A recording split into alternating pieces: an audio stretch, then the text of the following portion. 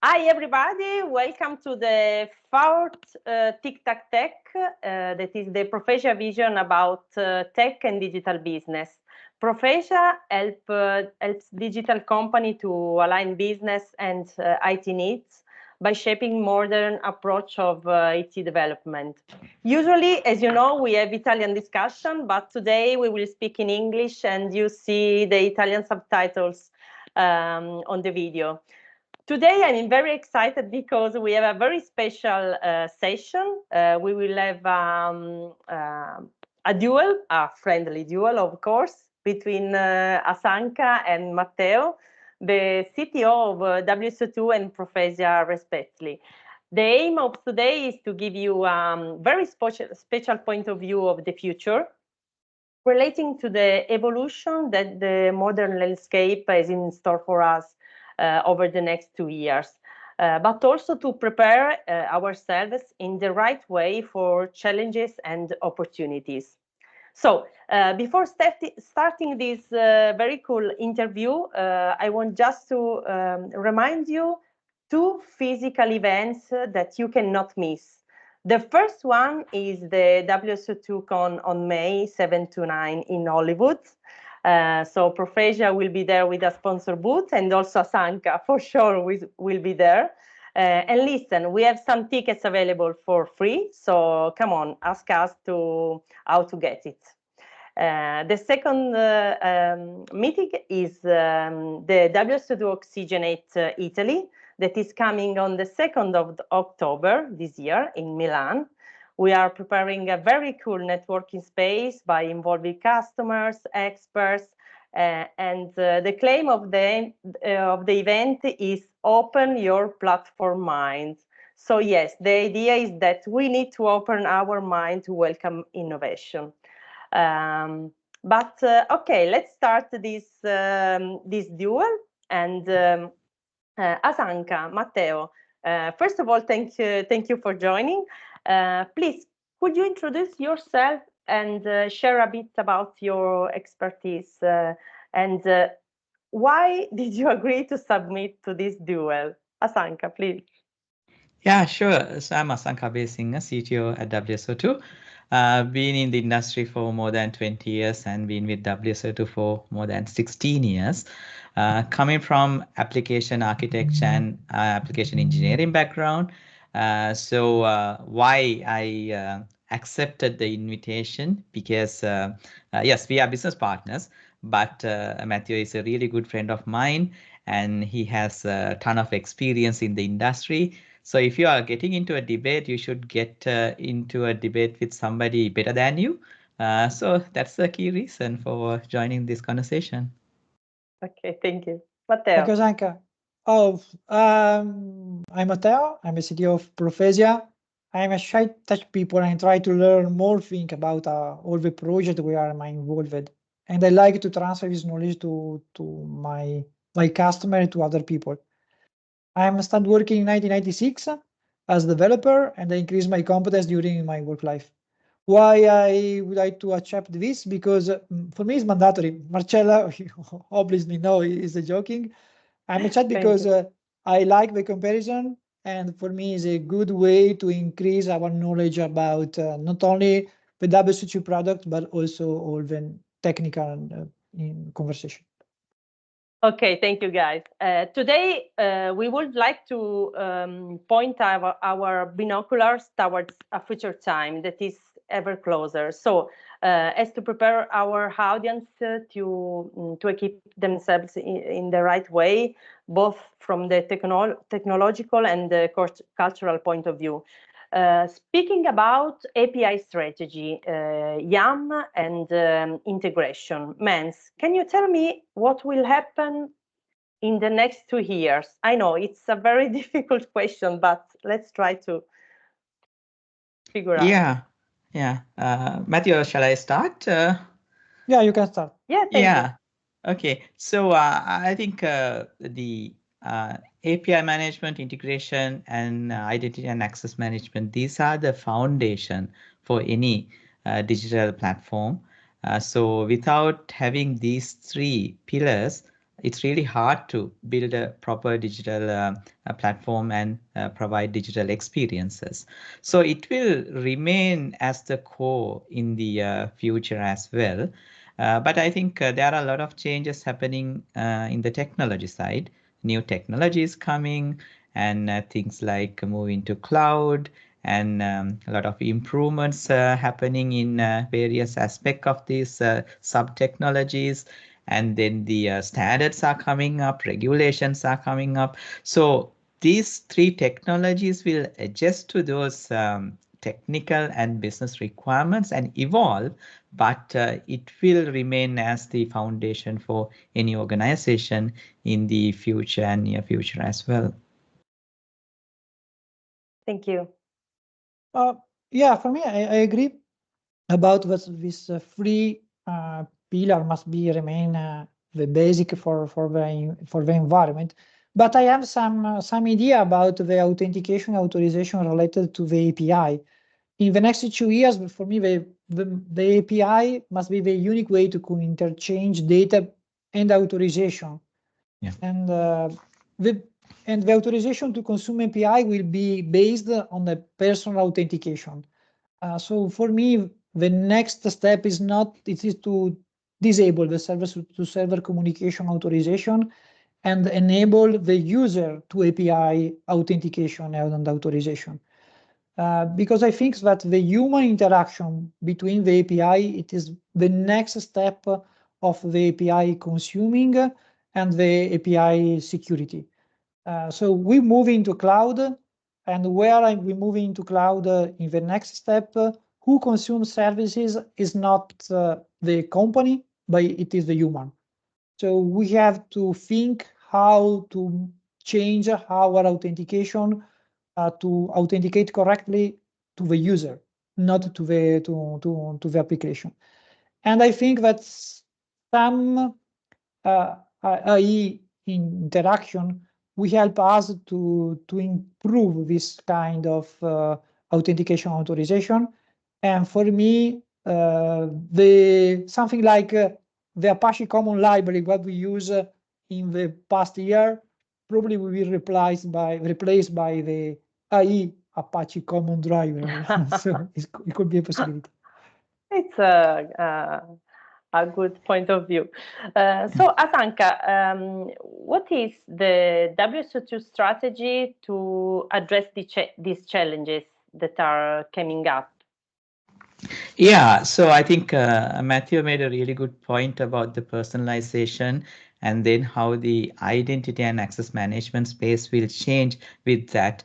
And we have seen that change happening in some of the larger enterprises as well, how they kind of connect these user profiles with their personalized experience. So that's where the customer identity and access management will come and play a role here. So we have already started supporting that. So CIAM is a major use case that we are supporting in our IAM product stack, and we are going to extend it. And I introduced this concept called digital double in I think 2016 timeframe. How the physical representation of anything, a person, thing, place can represent inside the digital universe, and there are a few other concepts like digital twin came after that. So that way each and every digital double can have all these attributes.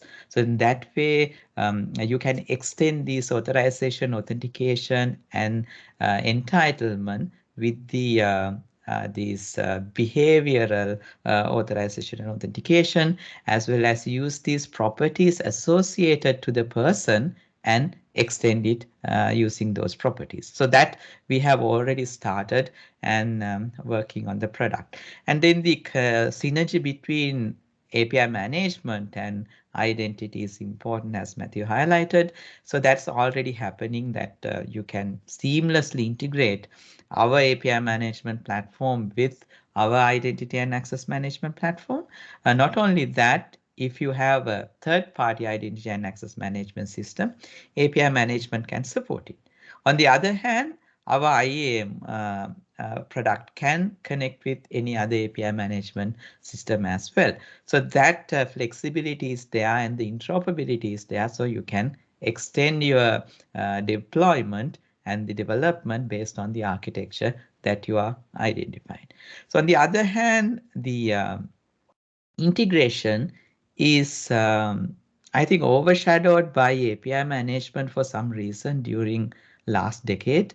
But now people identifying the importance of integration, because without having proper integrations, you can't build a meaningful API, a set of APIs, because every organization using many systems and subsystems, those can be internal systems and external systems. So you need to build a proper integration and create these APIs.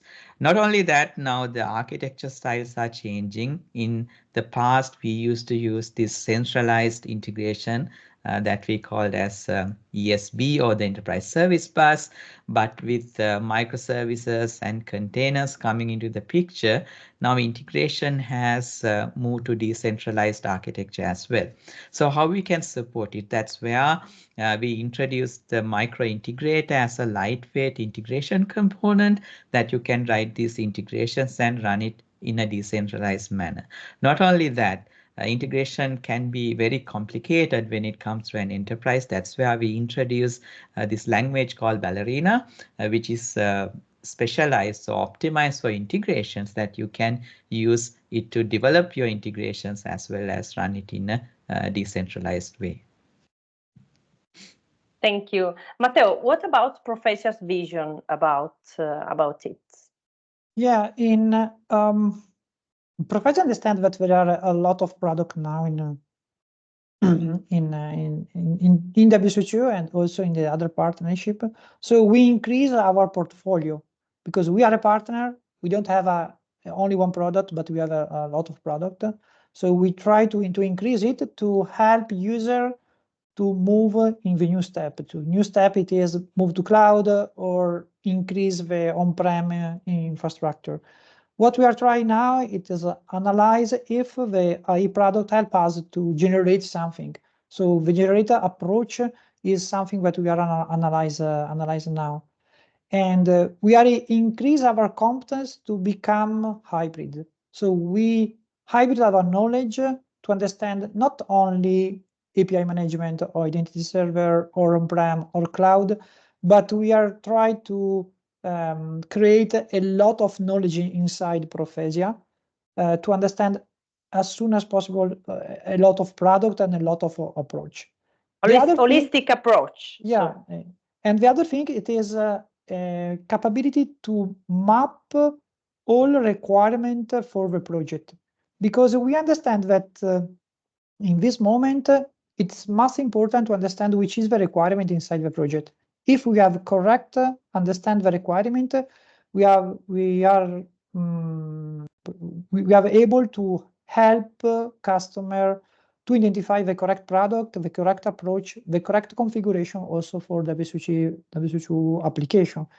So for us, map all the requirement that we use during the project, the customer project, is the base for decide which is the best approach but to have to put into a project. So it is what we have to do in this moment. Yeah, I think that's a great approach, Matthew. And as a partner, what we can do, like we can provide a lot of reference architectures for you from our learnings, as well as we can have a lot of architecture exchange sessions, and then the training and certification might be really helpful for you as well. Oh, thank you.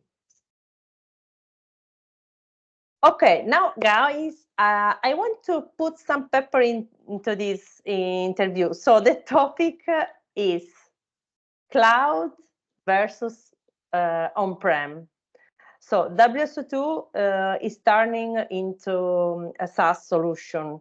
Asanka, which is the, let me say, cloud situation on the international point of view? Any consideration do you want to focus on? Please make us Yeah, a I think, picture. yeah, there's a interest, like a big interest to move into the cloud, and especially North America, Western Europe, we see this trend. And at the same time, there's this initiative called cloud repatriation. That cloud repatriation means moving back to the data center is happening as well. So it's up to the organization and what's their goals, what they want to do. End of the day, it's not the technology, right? It's a business. So what and how you can add more value to the business is where the technology should support. So I think that's where the choose whether you are moving to cloud or you are building your own private cloud in your data center will come and play a role. So it's up to the enterprise architecture team to decide which option that they should take. But with these hyperscalers are providing enough storage and then ability to scale, organizations are moving to cloud rapidly because then it's a problem that they can just forget about because they don't have to worry about the hardware or how they scale. And in the modern application consumption, because the applications are in the app stores, applications are on the web. So you don't know the load that come and hit that particular application. It can be due to a geographic, a weather type of a condition or political condition or some kind of effect might increase the load. So you should be able to scale it. So that's where I think cloud is really helpful. At the same time, organizations invest a lot to their data centers during last 2 decades. So now these are idling. So how they can use it? That's where the cloud repatriation coming and helping these organizations to use these data centers. So Kubernetes is playing a role here, because now Kubernetes has become the Linux in networking. So when you deploy into Kubernetes, it's creating an abstraction layer. So either if you use a hyperscaler and their Kubernetes cluster or your own Kubernetes cluster, you don't change the application. So that way you have the flexibility to run it in a hyperscaler or run it in your own Kubernetes cluster, or you can switch, or you can do a hybrid deployment as well. So that is the cloud movement. To support this, what we are doing as a technology company, two approaches. One, we have our SaaS products, which can run on any cloud service provider, as well as we are optimizing our software stack to become cloud native. So if you are running it by yourself, then it will be performed really well in the cloud infrastructures, because lift and shift is one approach, right? You can just take your workloads and then run it in a cloud infrastructure, but running inside the cloud is different. So how it married to the cloud or how it is cloud native is what matters, and our products are shaping up nicely. And if you notice that we released something called APK, API Platform for Kubernetes, specifically done for Kubernetes environments like that, all the other products are optimizing day by day with the changes happening in the cloud and cloud related technologies. Perfect, thank you.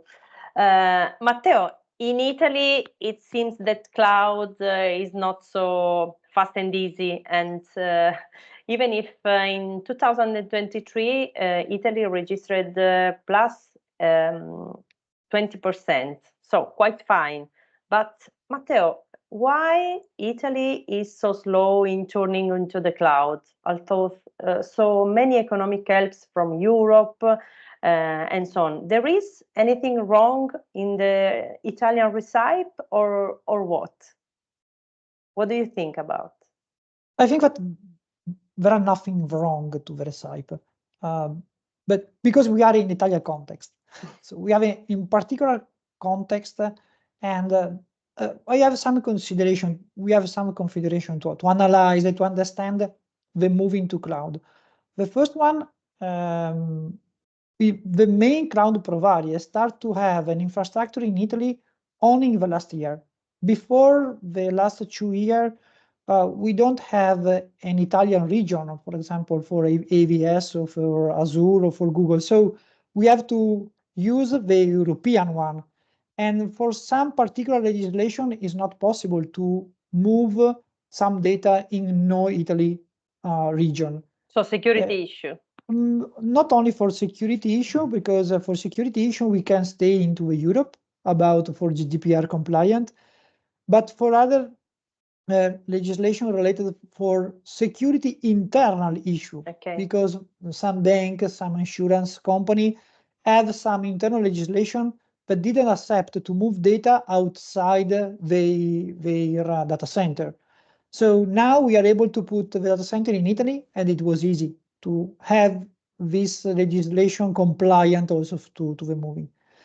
The second one is that some Italian legislation not help company to move into cloud for the security implementation legislation, and also because there is some law in Italy that not help to transform the normal data movement into the European movement. The third one is the technical knowledge. So the capacity to move in quick mode from on-prem to cloud. In Italy, there is a lot of mainframe. And the mainframe is not very, very easy to move. It's not a technology problem. Also because it's not easy to put a mainframe and transfer it into the cloud on AWS. We have to move the entire hardware if you want to move it in cloud. So the main problem is how to convert the mainframe into a cloud solution. In some case, we are trying to move application mainframe base into cloud with a particular project to move into cloud from a mainframe infrastructure. But it's not an easy shift left, but it is a completely refactor about the application. So it's why it's not easy to move a mainframe in cloud. And the last one, in some case, the budget investment and the vision of the company, we are not in the same position. So Italy is working in the last 2 years to move into cloud environment. The public administration started during this year. Yeah. Also because now there is a legislation that help the PA to move into cloud, and there is the real possibility to move from on-prem to cloud without any security issue. Okay, thank you. So the journey to cloud is easy, but also not in some cases. So okay, after IT moves to the cloud, we can welcome platformless concept, right? So which is Asanka the correct timing to go platformless for a digital company? And then another question that is very important for me: will the developers disappear? Please tell me no, but thank you. Yeah. So so the cloud enables platformless, but it's not a dependency. So having a cloud infrastructure is easy to become platformless, because then you can have that journey in a quicker interval. So the platformless means, yes, the technology is there, and every company required a platform, right? Because platform abstracts the complexity that you see in the technology. So that way, that particular abstraction will help you to focus on the business problems and build applications on top of that technology platform. In platformless, what we are telling, platform is not disappearing. It's just a focus shift, that you are not focusing on the platform, you are just building applications on top of that. And there are two approaches to platformless. One, you build your platform with a dedicated team by treating it as a product, because it's not a project that will end during a certain time. You have to keep on improving it. So that is the first approach. Number two, you buy the platform. You select the correct platform and get or subscribe to that and use it as your internal developer platform. That way you become platformless as well. So the cloud related features are enabling it, and then fast tracking is, as I explained earlier. So the platformless should be, I think, start at the beginning, at least to think about it. So because when you assembling these digital experiences, you will form a single platform or number of platforms. When you come to that stage, I think it's better to consider this concept, because it's not only about focus shift. We are discussing about what are the key capabilities that platformless should deliver. API first, cloud native middleware, platform engineering, and developer experience. So those are the four capabilities, and I'm answering your question with developer experience, because developer experience is the key, because developers are the people who's crafting these digital experiences. So as long as you can make them productive, you can get a proper quality output.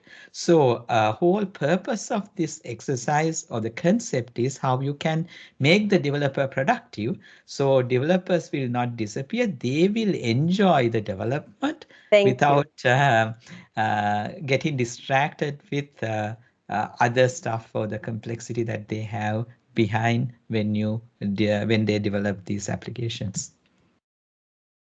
Thank you. Thank you. What about you, Matteo? Oh yeah, the developer didn't disappear. It is impossible to remove the developer. So developers, come on, go to the WSO2Con to know more about platformless. That is the new trend of the next years. For me, the developer is like the sun. If the developer disappears, the world stops to run. It's impossible to not have developer. We change the skin.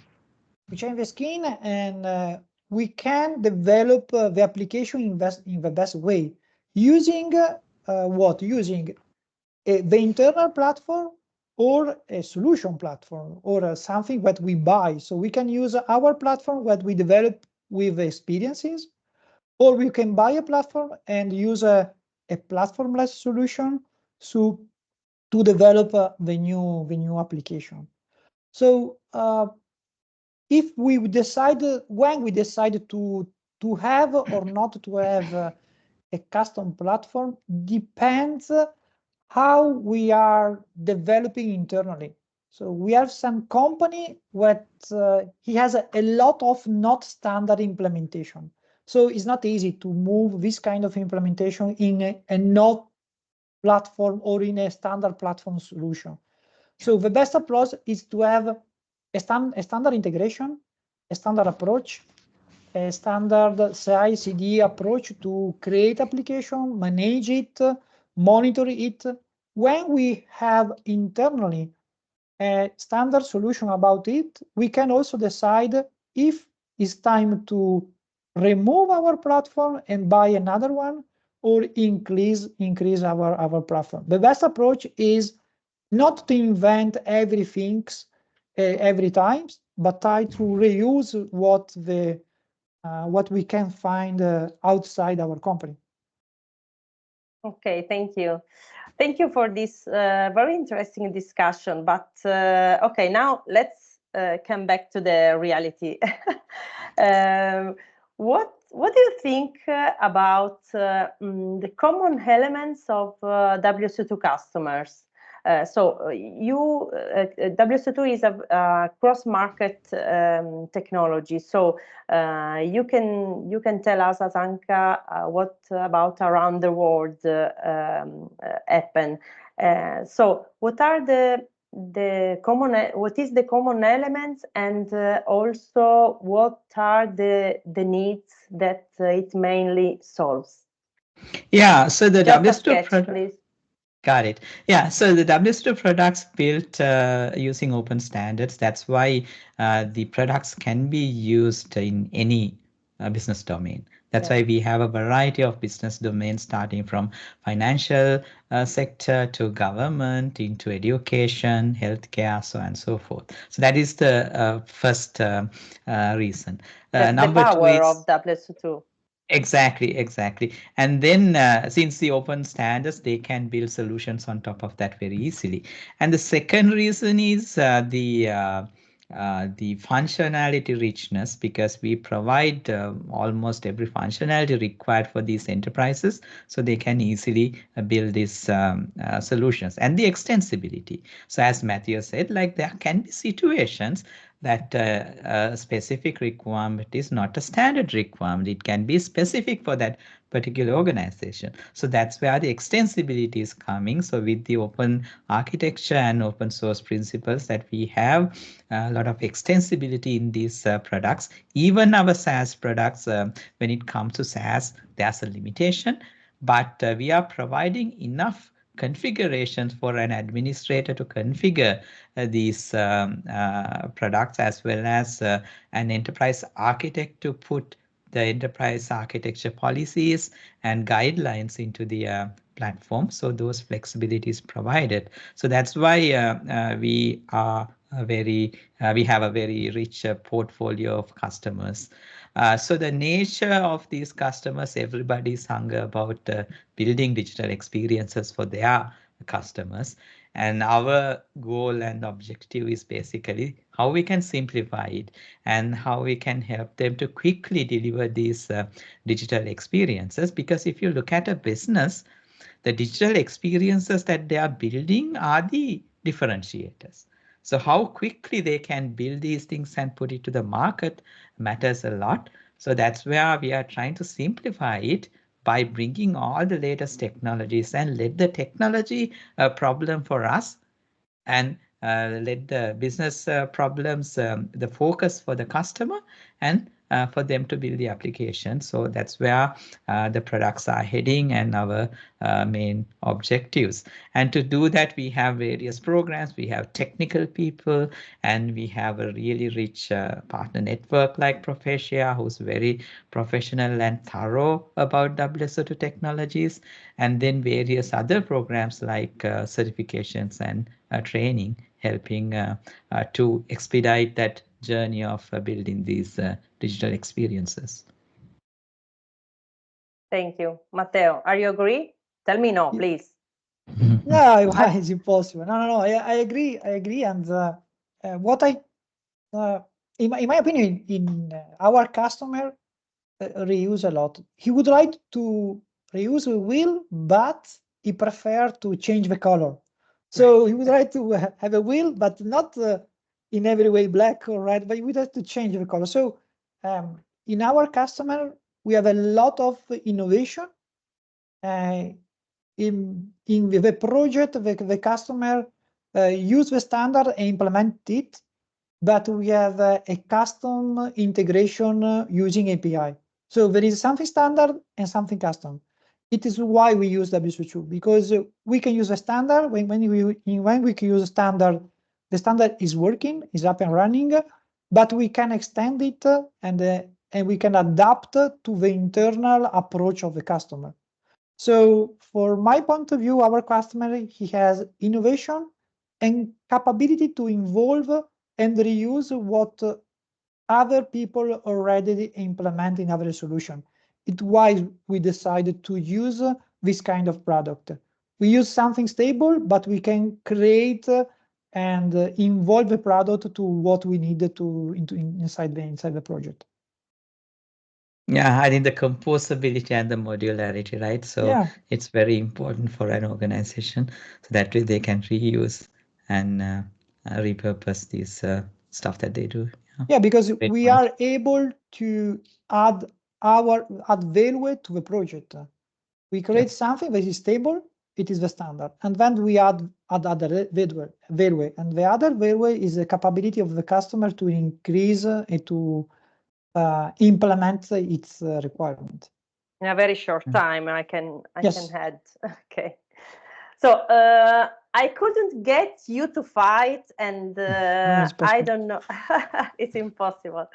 Okay, thank you, guys. It was very, very interesting to hear from you. Just a last pillow, a last pills.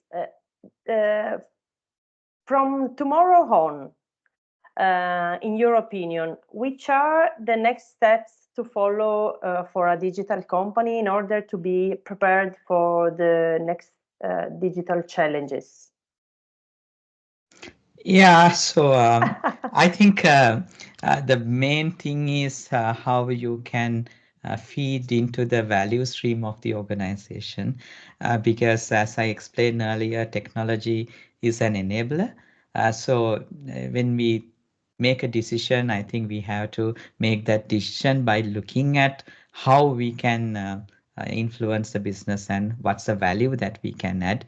Based on that, we have to make all these technology decisions. So I think finding that middle path.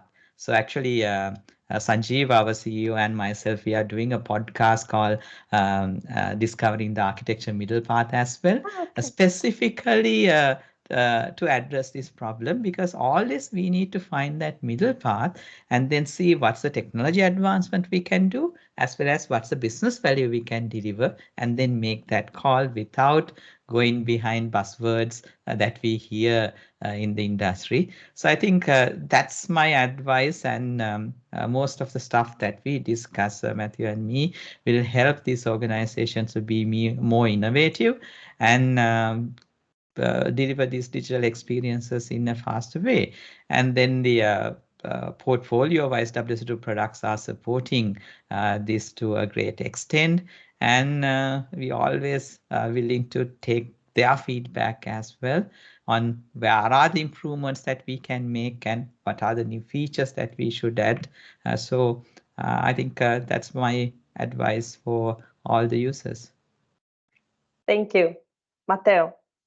For me, it's to start to speak as in divide mode. So design application is to separate area, domain, approach. So it will be easy to decide where to move application. If I create a single little area inside my application, I can move it. I can decide to remain on-prem. I can decide to move on cloud. I can decide to implement in a language or in another. So the most important is to speak to learn to divide the application in a single piece, because in sometimes we don't have an idea how to divide our application. And use the common architectural approach to the same project. So try to standardize the internal development. So decide to use the same approach to the same application and standardize not only the development, but also monitoring, logging, and invest time to analyze the requirement. So don't try to think only to the technology, but try to understand also what our end user would like to have. So it's not only the tech approach the best to have, but also what our customer would like to have for our application. Yeah, the user at the center.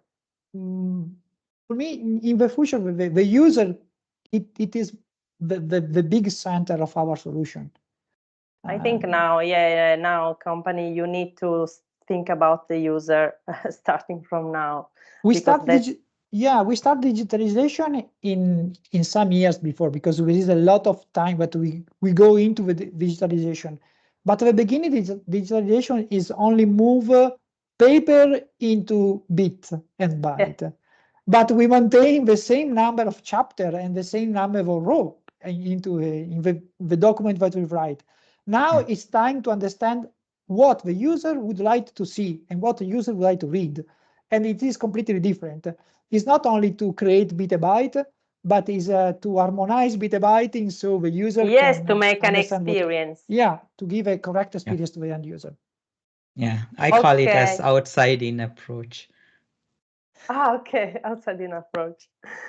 Okay, guys, really thank you for joining. And now, please, guys, follow us on our LinkedIn page and on our YouTube channel. We are waiting for you to speak about employee experience empowerment next May 15 at 3 p.m. on both LinkedIn and YouTube Live. So thank you, guys. See you on the next chapter of Tic-Tac Tech. Thank Bye. you. Thank Bye. you. Ciao Matteo, ciao Asanka.